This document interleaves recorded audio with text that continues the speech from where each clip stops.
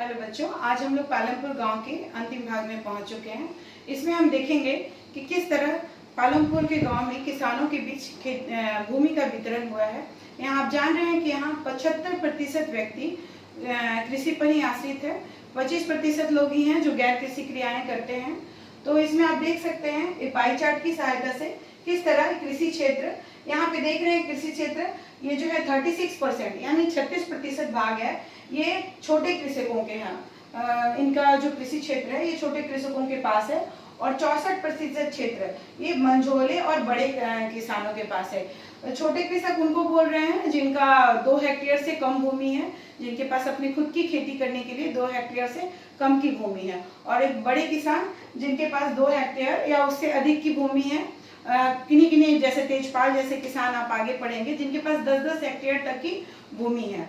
ठीक है, इसमें आप देख सकते हैं किस तरह असमान वितरण है भूमि का, है ना। यहाँ सिर्फ 36% भाग ही है जो ये कृषकों की संख्या, 80% जो छोटे कृषक है उनके पास ये भूमि है, और ये जो 20% जो मंझोले और बड़े किसान हैं उनके पास गांव की भूमि का 64% हिस्सा है। इस तरह हम देखते हैं कि बहुत ही असमान भूमि का वितरण है, जिस कारण अधिकांश जनसंख्या जो है वो अपनी रोजी रोटी या फिर अपने जीवन निर्वाह को आसानी से नहीं कर सकती है।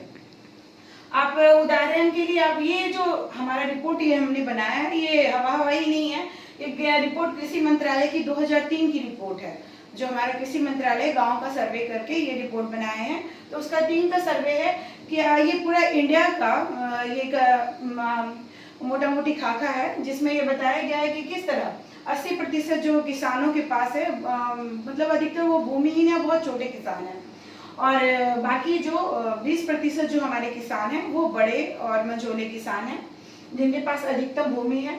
उदाहरण के लिए आप गोविंद का एक उदाहरण ले सकते हैं, जो पालमपुर गांव का एक किसान है। उसके पास 1960 में कितनी हेक्टेयर भूमि थी? 2.25 हेक्टेयर, 2.25 हेक्टेयर की भूमि थी, और जो उसके 3 बेटों में बढ़ गई। जब 3 बेटों में बढ़ गई तो सभी के हिस्से में 0.75% भूमि आई। इससे क्या हुआ कि उन्हें खेती करना, गुजारा करना बहुत ही मुश्किल हो गया। वो उसके बड़े बेटे ने एक भैंस भी खरीदी, उससे कुछ अलग इनकम हो जाती थी, फिर भी उसका जीवन निर्वाहन करना बहुत ही मुश्किल हो गया था। अतिरिक्त आय से भी गुजारा बहुत मुश्किल से, क्योंकि बहुत ही छोटा भाग था खेत का, जिस कारण वो पूरे परिवार का भरण पोषण अच्छी तरह नहीं कर सकता था। इस तरह हम देखते हैं कि पालमपुर गांव में किस तरह भूमि का वितरण है। आगे हम देखते हैं कि श्रम की व्यवस्था, जब ये पूरा कृषि क्षेत्र है तो इसमें श्रम की व्यवस्था कौन करेगा? श्रम की व्यवस्था सिर्फ भूमि रहने से तो आप जानते हैं कि खेती नहीं हो जाती। उत्पादन का जो साधन है भूमि, श्रम, पूंजी और मानव संसाधन जो भी हैं, तो भूमि जिसमें श्रम है भूमि के बाद बहुत ही इम्पोर्टेंट फैक्टर है या कारक है।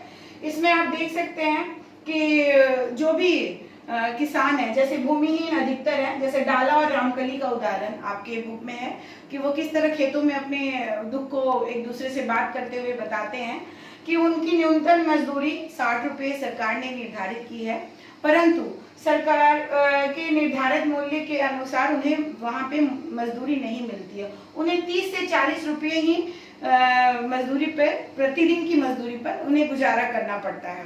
उन्हें हर एक मौसम में फिर काम भी खोजना पड़ता है, क्योंकि वह भूमिहीन श्रमिक है। ठीक है, और अधिकतर एक और उदाहरण दिया गया है कि उत्तर बिहार के 2 गांव हैं, गोसाई और मंझोली। यहाँ पे 850 परिवार हैं। 850 परिवार में 250 के लगभग जो पुरुष हैं वो दूर दूर जैसे हरियाणा है, पंजाब है, मुंबई, गुजरात इत्यादि की मिलों में या फिर खेतों में काम करने के लिए वहाँ के पुरुष चले जाते हैं। वे प्रवासी श्रमिक की तरह होते हैं, है ना, जब काम की तलाश में दूसरे जगह वो चले जाते हैं, क्योंकि उनके पास इतनी भूमि नहीं रहती है कि वो भली भांति अपने परिवार का पोषण कर सके। ठीक है, अभी खेती के लिए आवश्यक पूंजी, खेती के लिए आवश्यक पूंजी कहाँ से आएगी?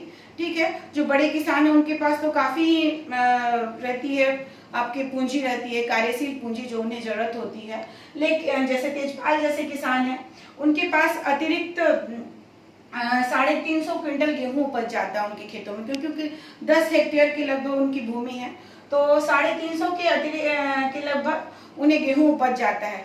लेकिन वो गांव की ही एक किसान सविता, उसको ऋण देता है। किस ब्याज पे ऋण देता है? 24% ब्याज पे वो ऋण देता है। साथ ही साथ ये भी वादा करवाता है जब कटनी होगी, फसल की जब कटाई होगी, उस समय भी उसे अपने मतलब तेजपाल के खेतों में काम करना पड़ेगा। इस तरह देखते हैं कि कितनी दयनीय स्थिति है हमारे भूमिहीन किसानों की, या फिर छोटे किसानों की बहुत ही दयनीय स्थिति होती है। और ये जो तेजपाल है, ये अपना जो अधिशेष गेहूं है, इसे मंडियों में, बाजारों में बेच आता है, और बेचने से उसे बहुत ज़्यादा मुनाफा होता है। उस मुनाफे को वो कहाँ रखता है? बैंक में जाके रखता है। बैंक में उसके खाते हैं, उससे उसे ब्याज भी मिलता है। साथ ही साथ वो छोटे किसानों को क्या करता है? ऋण भी देता है। और इस साल उसने अपनी बचत में से क्या सोचा है कि एक दूसरा ट्रैक्टर भी ले लेंगे, जिससे क्या होगा, सिंचाई जो कृषि है उसमें उसको और ज़्यादा सुविधा होगी। इस तरह हम देखते हैं कि किस तरह जो असमान है भूमि व्यवस्था, उसमें छोटे किसानों के लिए बहुत ही ज़्यादा मुश्किल पैदा की है। पालमपुर में गैर कृषि क्रियाएं। अब हम देखते हैं कि पालमपुर में गैर कृषि क्रियाएं किस तरह से होती हैं। गैर कृषि क्रियाएं जो कृषि के अलावा जो क्रियाएं की जाती है, जैसे आपको बताए थे कि 25% लोग गैर कृषि क्रियाओं में संलग्न हैं। तो इसमें सबसे प्रमुख है डेयरी। डेयरी इसलिए ज्यादा हर एक गाँव में प्रमुख रहता है क्योंकि गाँव के ही ज्वार बाजरे जो उपजाए जाते हैं, या फिर खेतों में जो घास होती है, उससे क्या होता है, पशुओं को चारा मिल जाता है, और ये बहुत ही आसान क्रिया होती है खेती के साथ साथ पशुपालन। तो पालमपुर में भी इस तरह से डेयरी उत्पादन होता है। यहाँ जो दूध उत्पादन होता था, उसे रायगंज में एक दूध शीतलन केंद्र है, वहाँ पे इकट्ठा किया जाता था, और वहाँ से पास के कस्बों में और गाँव में, रायगंज खुद ही एक बड़ा गांव था, तो वहां पे दूध का व्यापार किया जाता था। उसके अलावा दूसरी जो क्रिया है, लघु स्तरीय विनिर्माण क्रिया है। लघु स्तरीय विनिर्माण क्रिया ये शहर के जैसे बहुत बड़ी विनिर्माण कारखानों में जैसे बड़े बड़े मशीन लगा करके विनिर्माण होता है, इस तरह के विनिर्माण यहाँ होते नहीं थे। यहाँ पे घर पे ही या फिर खेतों में ही विनिर्माण हो जाता था। यहाँ पर पारिवारिक श्रमिक की सहायता से, या फिर बहुत ज्यादा जरूरत पड़े तो श्रमिकों को लेकर के विनिर्माण किया जाता था। आप एक उदाहरण ले सकते हैं, मिश्री हिराल, एक छोटा किसान जिसने अपने खेतों में ही गन्ने की पेरने की मशीनें लगा ली थी, जिससे वो गुड़ बनाता था, और गुड़ को फिर रायगंज की मंडियों में जाके बेच आता था। और उसके अलावा करीम का भी उदाहरण लेते हैं। करीम ने क्या किया था, जब देखा कि गांव के लोग पास के शहर के जो शाहपुर है, वहाँ पे जाकर के लोग कॉलेज में पढ़ने जाते हैं और कंप्यूटर भी सीखते हैं वहाँ के शहरों में, तो उसने क्या सोचा, 2 कंप्यूटर खरीद लिया, और 2 लड़कियां जो महिलाएं थीं पालमपुर गांव में, उनके पास कंप्यूटर प्रशिक्षण की डिग्री थी, उसे उन्होंने वहाँ पे रख लिया, और जो गांव शहर की तरफ जो रास्ता खुलता था, उससे अपने घर में ऐसा एक सेटअप बनाया, और वहाँ पे ला करके कंप्यूटर का प्रशिक्षण गांव के लोगों को देने लग गया। इस तरह उसे एक अतिरिक्त आय मिलने लग गई। और उसके बाद फिर तीसरी जो गैर कृषि क्रियाएं है, वहाँ पे दुकानदार, यहाँ पे पेन, पेंसिल और दैनिक आवश्यकताओं की जो भी वस्तुएं होती थी, उसे यहाँ पालमपुर के दुकानदार रखते थे, जो गांव के लोगों को उपयोग में लाया जा सके। बिस्किट वगैरह जो भी हो, बैटरी, ये सब जो भी दुकानदार रखते थे। उसके अलावा परिवहन भी एक बहुत ही फलता फूलता गैर कृषि क्रिया था, जिसमें ट्रैक्टर, टांगा, बस और वगैरह, ये सब बहुत सारी गाड़ियाँ। एक उदाहरण के लिए आप देख सकते हो, वहाँ के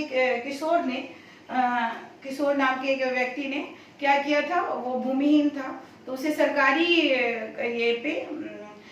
कार्यक्रम के तहत उसे लोन मिला। लोन से उसने एक भैंस खरीदी, उससे वो दूध भी बेचता था, और साथ ही साथ उसने क्या किया, एक भैंसा गाड़ी भी बना ली। भैंसा गाड़ी से वो शहर में ले जाके दूध भी बेचा, और उसके साथ साथ कुम्हार के लिए वो कभी मिट्टी ले आता, कभी गुड़ ले जाके पहुंचाता। इस तरह कृषि के साथ साथ अनेक गैर कृषि क्रियाएं भी पालमपुर गांव में चल रही थी।